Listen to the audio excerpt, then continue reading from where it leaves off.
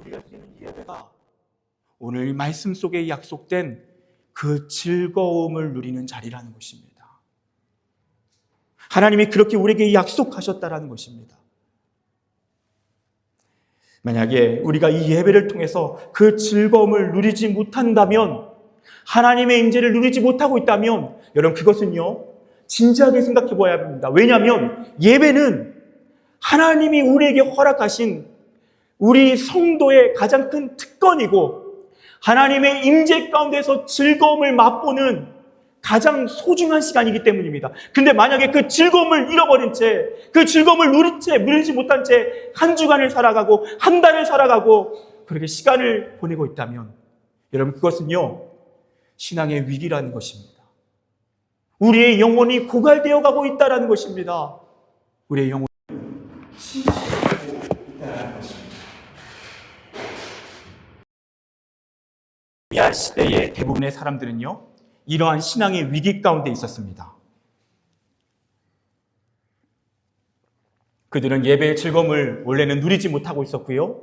그리고 굉장한 영적인 침체 가운데 있었습니다. 그것을 어떻게 하냐면요, 느헤미야와 동일한 시대를 살아갔던 한 선지자가 있습니다. 그의 이름은 말라기입니다.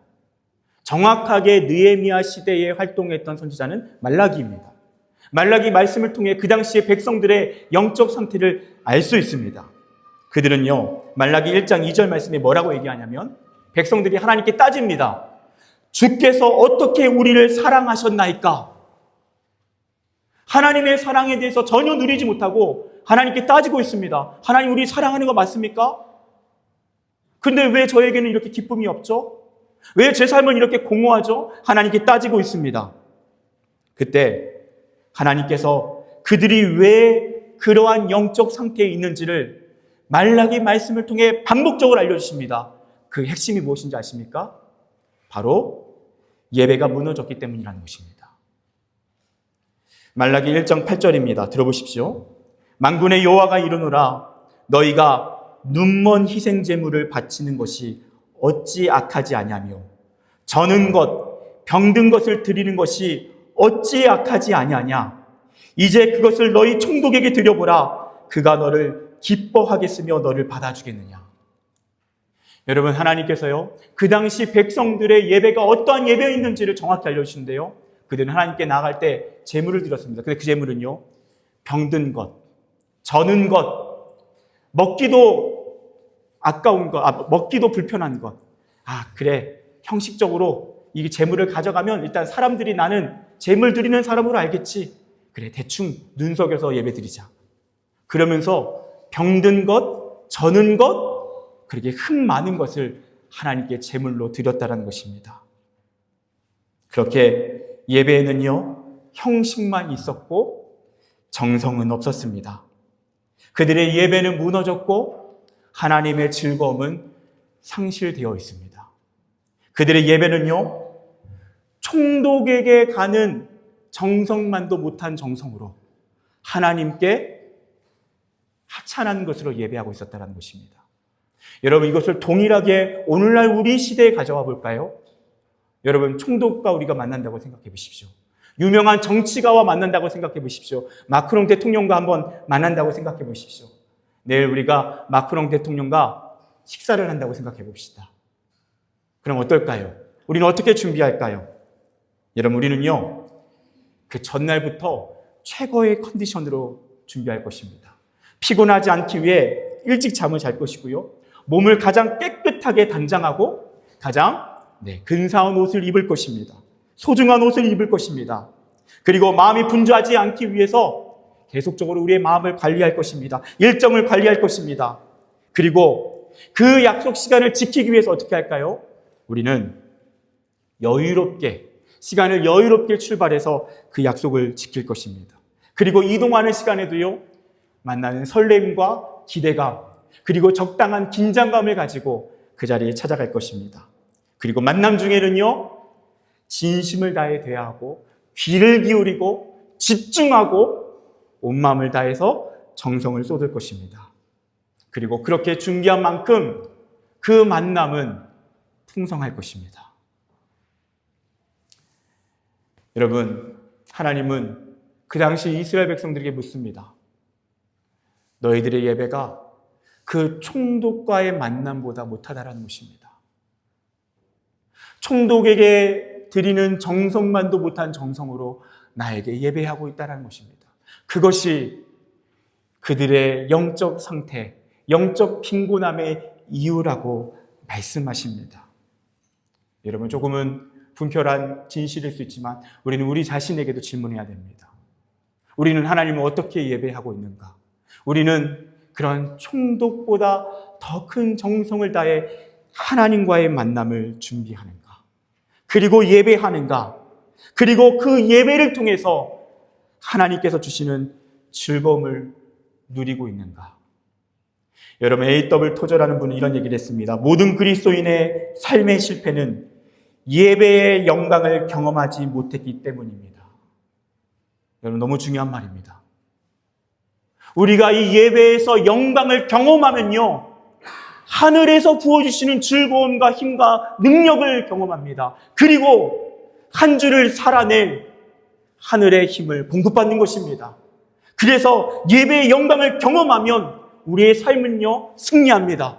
반대로 예배의 영광을 놓치면 우리의 삶은 메말라가는 것입니다. 왜냐? 예배가 우리의 인생의 중심에 위치한 하나님과 가장 소중한 만남이 이루어지는 자리며, 그 하나님이 말씀하신 자리며, 하나님이 즐거움과 힘과 능력과 하늘의 선물을 주시는 시간이기 때문입니다. 근데 만약에 그 시간이 단절되어 있으면요, 당연히 우리의 영혼은 피폐해져 가는 것입니다. 이렇게 예배가 무너져 있던 시대의 느헤미야는요, 성벽을 완공한 후 예배 회복을 향해 나아가고 있습니다. 오늘 말씀 속에 등장하는 예배는요, 참으로 정성을 다해 드려지는 예배입니다. 느헤미야 12장이 바로 그렇게 나와 있는데요, 27절에 보면 먼저 레위 사람들을요, 각처 예루살렘으로 모이라고 합니다. 그 당시 레인들이요, 흩어져서 그들은 원래 예배를 섬기는 자여야 되는데 각자 다른 것에 우선순위를 두면서 해체되어 있었습니다. 그들을 다 불러내어서 온전히 예배를 담당하게 합니다. 오늘날로 이 레인이 누구냐로 얘기하면요, 우리 예배를 섬기는 모든 분들입니다. 그분들이 온 마음과 정성을 다해서 예배를 섬기기 위해서 모입니다. 그리고 30절의 말씀을 보면요, 제사장들과 레위 사람들이 몸을 정결하게 했다라고 나옵니다.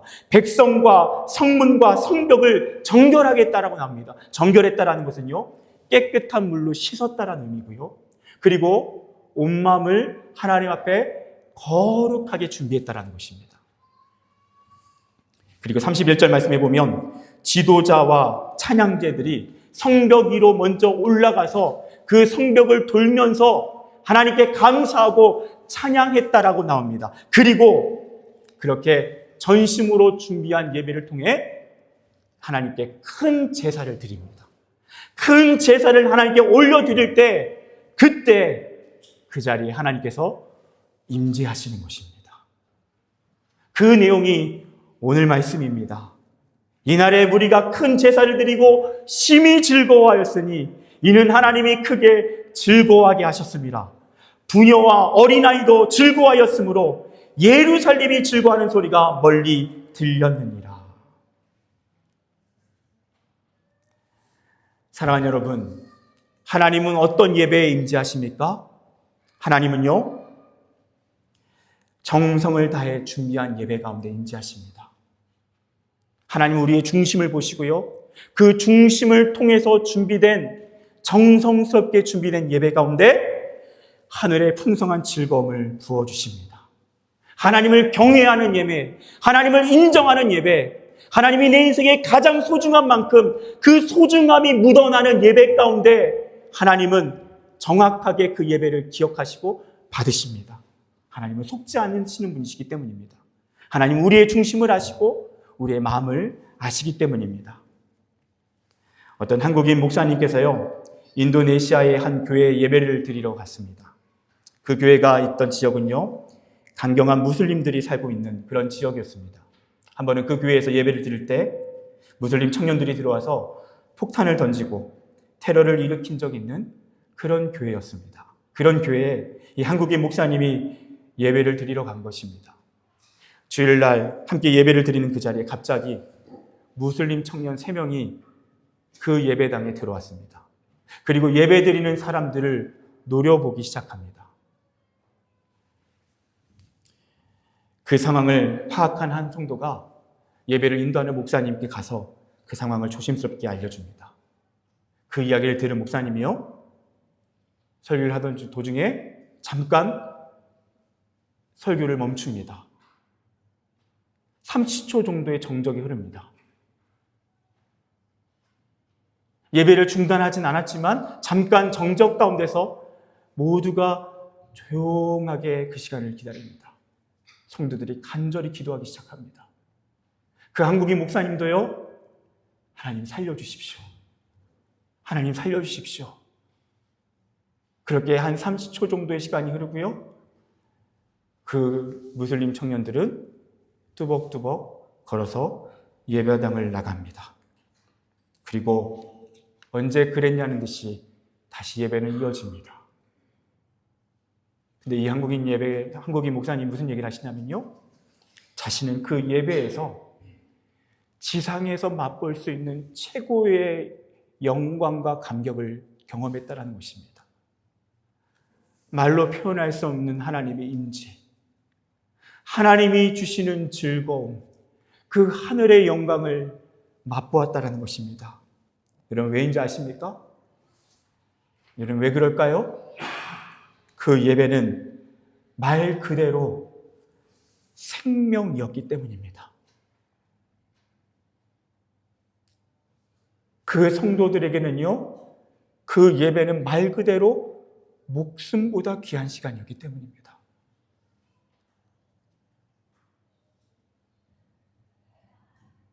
나의 생명이 다할 때까지 주님을 예배할 것입니다. 그 고백이 말이 아니라 그들의 삶이었기 때문입니다. 사랑하는 예배자 여러분, 진정한 예배자에게 예배는 생명입니다.